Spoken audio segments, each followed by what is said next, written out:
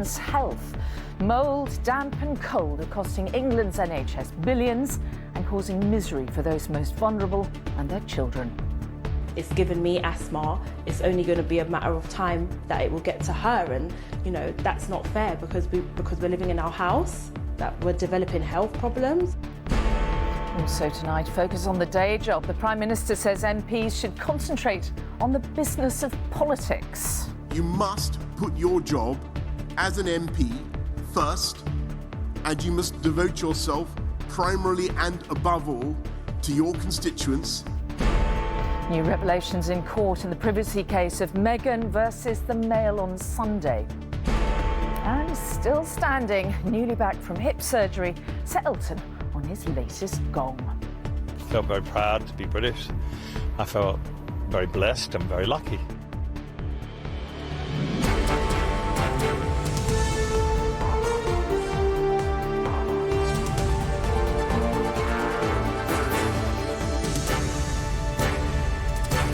This is the ITV Evening News with Mary Nightingale. Good evening. We begin tonight with an exclusive report laying bare the eye-watering hidden cost of poor quality housing.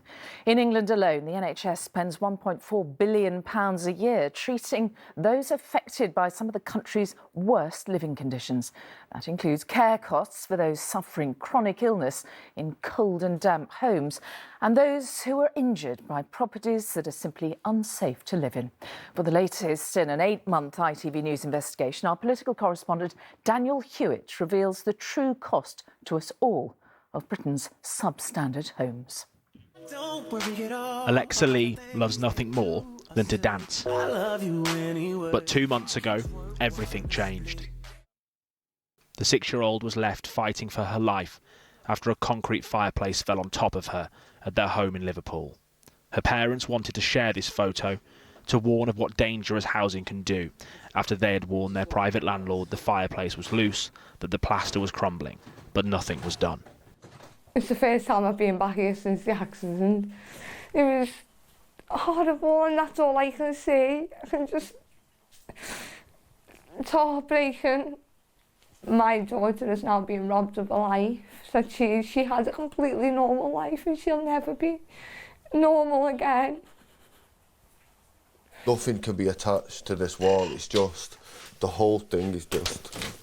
Alexa Lee's dad believed she was playing near the fireplace, tripped, grabbed it, and it crashed on top of her. 2 months on, his daughter is still in hospital. She's blind in one eye, deaf in one ear, and may never walk again. I'm more annoyed the fact that I reported it in April. She just didn't do the job. And now I can't. I'm never going to get to see her dance again. Merseyside police told us they're investigating what happened here. What's clear is poor housing can have devastating consequences and comes with an enormous cost.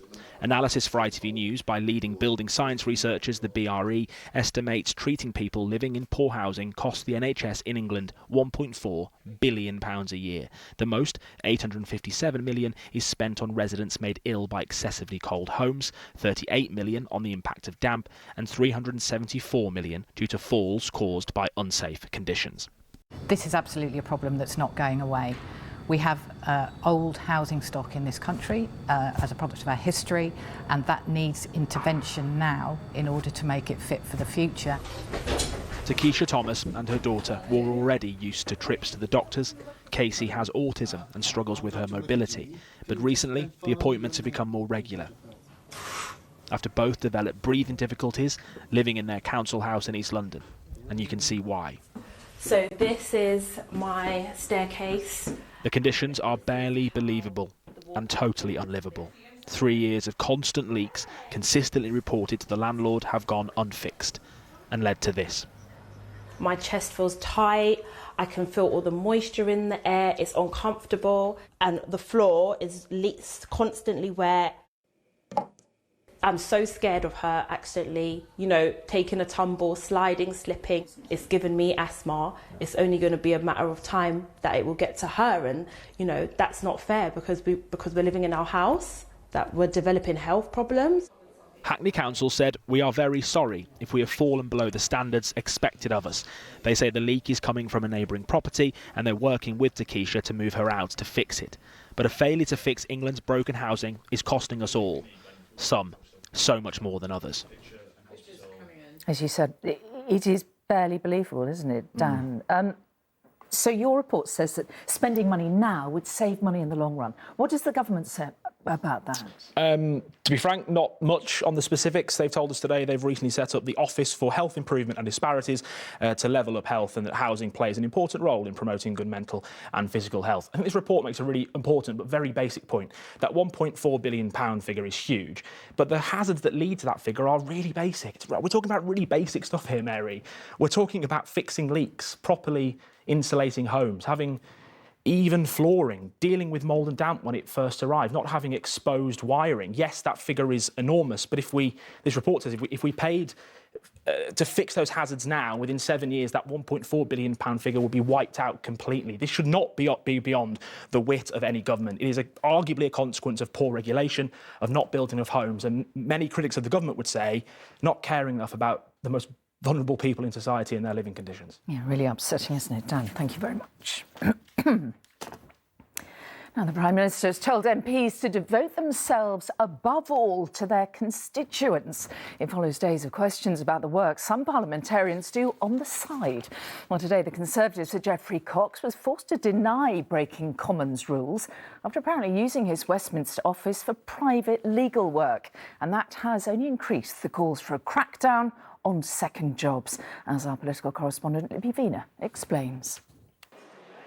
Heading back to Glasgow to talk about climate change, the heat was still on the Prime Minister over his own MP's behaviour. Prime Minister, are you running away from the sleaze allegations? Escorted by police to COP26, his press conference later was dominated by questions over the conduct of the former Attorney-General Sir Geoffrey Cox. Questions met with this robust response. Those who break the rules must be investigated and should be punished. You must put your job as an MP first, and you must devote yourself primarily and above all to your constituents. Sir Geoffrey Cox has been accused of breaking the rules by using his parliamentary office for private work, representing the British Virgin Islands in a corruption inquiry. He's seen leaving his office during the morning session and later apologising. Forgive my absence during some of the morning, I'm afraid. Yes, thank you very much. The bell went off, he tells them. The bell, that is, which summons MPs to vote. It's already emerged that Sir Geoffrey cast some parliamentary votes by proxy, getting someone else to vote for him while in the British Virgin Islands. Today he confirmed that in a statement, but said, as to the use of the proxy, prior to his visit to the BVI, he consulted the Chief Whip specifically on this issue and was advised that it was appropriate. The statement went on, Sir Geoffrey's view is that it is up to the electors of Torridge and West Devon whether or not they vote for someone who is a senior and distinguished professional in his field. He does not believe that he breached the rules. But what about the Prime Minister? All my declarations are in conformity with the rules. Labour say he still has questions to answer. You know what they say, fish rots from the head up, so you can see that this is what's happening at the moment with the Conservatives. They really are not representing the British people, they're representing themselves and making a huge amount of money on the back of it. Claims of sleaze, which he rejects, but which, despite his tough talk tonight, show little sign of going away. Libby Vina, ITV News, Westminster. And our political editor Robert Peston is in Glasgow. Robert, you were in that press conference, weren't you, with the Prime Minister? What did you make of what he said?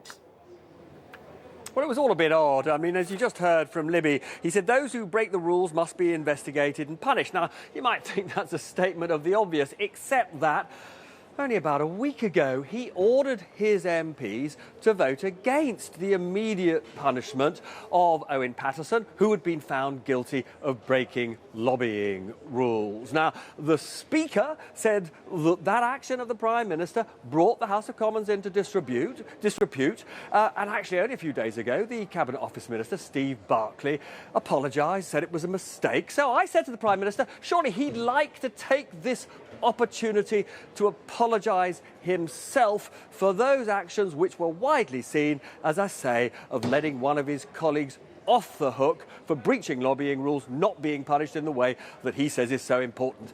Weirdly, Boris Johnson did not take the opportunity to apologise. Can't make sense of it myself, given that his colleague said sorry. All right, Robert Peston in Glasgow, thank you. Well, the Prime Minister had hoped to spend the day drumming up global support for the draft climate agreement published this morning. With just 2 days left of the COP26 summit, he's been urging world leaders to double down on their carbon-cutting goals. But he admitted that negotiations are getting tough amid frantic activity in Glasgow. From there, Rachel Younger reports. With 48 hours to go, the pace is picking up. The first draft is out, which means there isn't a second to spare. Can 1.5 still be achieved? How optimistic are you? Sorry, excuse me. No time to talk now. The UN Secretary-General and politicians from every country rushing from meeting to meeting. It's increasingly chaotic, claustrophobic and critical. Does the draft text keep 1.5 alive? I think there are things that could be stated more powerfully, and we'll see what happens in the next 2 days. There's a very good reason why we have set out a high ambition text, because that is what the world demands. Keep it in the text, let's keep it in the text. And what they're demanding is that nothing is negotiated out now, at a point when more reluctant countries traditionally push back. Keep it in the draft. The first draft urges countries to revisit their targets on cutting emissions with a deadline at the end of next year. It calls for coal and subsidies for fossil fuels to be phased out faster, the first time a UN deal has even mentioned them. And it presses developed nations to double the funding for poorer countries to adapt to a changing climate. No deadline for that, though. Good afternoon. And that's a problem for countries like India, already feeling let down by the developed world's failure to keep its promises on funding this year. The success of COP26 depends upon the action taken by the developed countries on climate finance. Because the climate finance is an obligation, it's not a charity. So into the throng arrives the Prime Minister on a charm offensive. Prime Minister, is this a rescue mission? He needs to move quickly, with a second draft being written overnight for fresh scrutiny tomorrow. The negotiations are getting tough, and with just a few days left, there is still a huge amount to do. But some think he should stick around to do it. I don't think he should leave Glasgow tonight if the deal is still in doubt. Every minute he's got should be spent talking to those who are perhaps standing in the way. Tiredness is creeping in, but every word matters. No agreement signed here will end the climate emergency, but a credible deal might give the world something to cling on to. Rachel Younger, ITV News, Glasgow. A woman has been arrested after a dog attack on Monday in which a 10-year-old boy died. Jack Liss died at the scene of the attack near Caerphilly. A 28-year-old woman was questioned on suspicion of being in charge of a dog dangerously out of control, causing injury resulting in death. She has been released on bail. Gwent police are working to identify the breed of the dog, which was destroyed by officers. Now, a friend involved in the rescue of the Brecon Beacons caver has told ITV News how she provided comfort to him during the complex operation. George Linnane, who's 38, became trapped on Saturday after suffering a fall deep underground. It took 54 hours for emergency teams to safely extract him. And although he remains in hospital tonight, his injuries are not life-threatening. Our Wales correspondent Rupert Evelyn reports. Trapped underground and brought to safety thanks to a huge rescue operation. The man at the centre of it all is revealed as George Linnane. The experienced caver is alive today thanks in part to luck and a highly trained team of experts and friends. I was quite upset, but put those emotions to one side and got on with the job in hand. Ironically, Maxine Bateman had been rescue training in Somerset when the emergency call came in. Along with 300 others, she headed to Wales and into the mountain. You know, at one point he's lying on the stretcher across a few of our laps, and I can reach out and hold his hand, and I did that because I thought that's something I would like, that bit of comfort if I was in his situation. And he gave me a really nice hand squeeze, and that I felt was his way of saying, you know, thanks, you know, for us all being there for him, and him letting us know he is okay. It had been a 3-kilometre journey bringing the caver to the surface. George Linnane had a broken leg, collarbone and jaw. He's still being treated in hospital. He's really strong. He's a very experienced caver, and he did really, really well helping us to help him. Cavers prepare for these moments, and the practice paid off in a textbook 54-hour rescue. Rupert Evelyn, ITV News. Still to come on the ITV Evening News. Ever swap a beer for a cocktail? Never. Our drinkers really trading real ale for cocktails since the pandemic. And now watch me stumble in. Sir Elton shakes off hip surgery and pledges he will tour again. But before that, a letter written by the Duchess of Sussex to her father is once again at the centre of a dramatic legal dispute. A judge previously ruled the Mail on Sunday had illegally published Meghan's personal and private communication. But now one of her former aides has suggested she expected it would be leaked and deliberately wrote it in a way that would pull at the heartstrings. Here's our royal editor, Chris Shipp.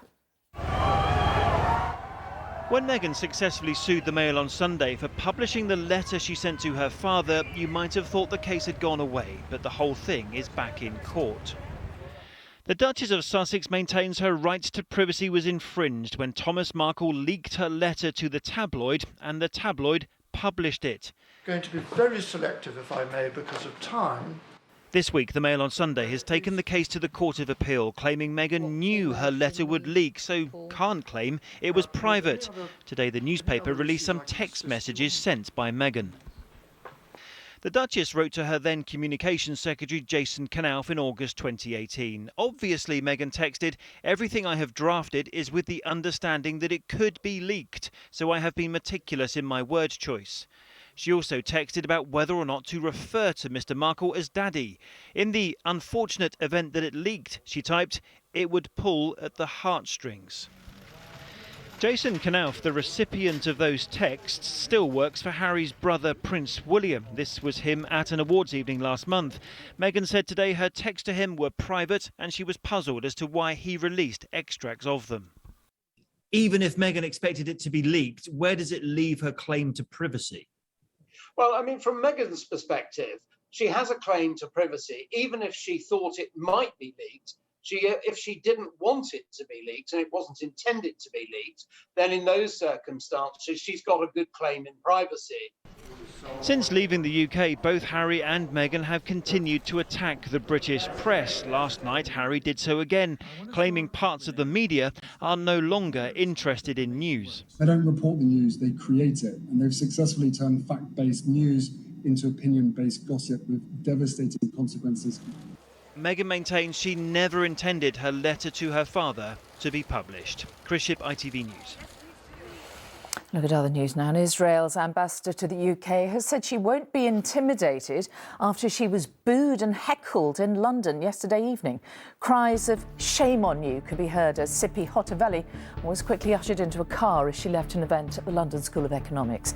Ministers have condemned the protests as deeply disturbing and appalling. Marks & Spencer has predicted a big rise in profits thanks to a 10% jump in food sales and a substantial improvement in its clothing and homewares business. It reported underlying pre-tax profits of nearly £270 million in the 6 months to October.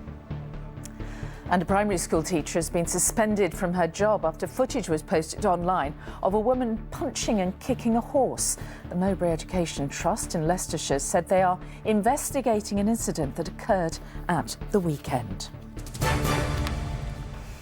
Now, a pint down at the pub is a time-honoured tradition for millions of us, but one of the country's biggest chains has seen beer sales slump since the pandemic. Wetherspoons says it's all due to some older regulars cautiously staying away. That is, despite the end of the coronavirus restrictions. But there was some good news for the industry, as younger drinkers are helping to drive a surge in demand for cocktails. Sangeeta Lal reports. For these lifelong beer lovers, being prevented from their regular pints was difficult to swallow. But even though the pandemic stopped them from coming, they were always here in spirit. I've been coming in here every day for the past 5 years. Are you surprised the pandemic actually managed to stop you from coming here? Didn't stop a lot of us. We carried on drinking at in-house. I love my beer. Just the flavour, the taste. And in this pub you always get a good beer. But it's not to everyone's tastes. Beer, it seems, isn't the popular choice for younger generations now. Wetherspoons say sales of cocktails and spirits are up 45% compared to this time 2 years ago, as more young adults head out after being forced in through lockdowns. And it's draft products that have taken the hit, with the sale of ale down by 30%. Music venues, though, performed a bit better at weekends as more young customers have walked through the doors. Hospitality experts say it's the flair of cocktails that's shaking up the industry. Customers are going out, and when they do go out and return to hospitality, they're looking for those great, unique experiences that they can't get at home. And I think cocktails are one of the things that people have missed. But for these regulars, nothing beats a pint of the usual. Do you ever swap a beer for a cocktail? Never. Would you ever swap it for a cocktail? Oh, jeepers. Oh, no. There's better thinking about, love. So, in a world of new norms, it seems there are some things that never change. Sangeeta Lal, ITV News, Derby. England have fallen at the semi-final stage in cricket's 2020 World Cup. An unbeaten 51 from Moeen Ali helped them score 166 as they batted first against New Zealand. But their opponents were able to chase down that target with an over to spare, thanks to some massive hitting from Daryl Mitchell, who scored 73 from 48 balls. And finally, he may be still standing after all this time, but today Sir Elton John needed the help of a walking stick as he recovers from hip surgery. The musician, who recently celebrated his 8th UK #1 album, was at Windsor Castle, receiving one of the country's highest honours from Prince Charles. Dan Rivers reports. Sir Elton John, for services to music and to charity. He may have had to lean on a cane after a recent hip operation following a fall, but that wasn't going to stop Sir Elton John today from receiving one of Britain's most prestigious honours. Prince Charles seemed to be enjoying his chat with the 74-year-old singer.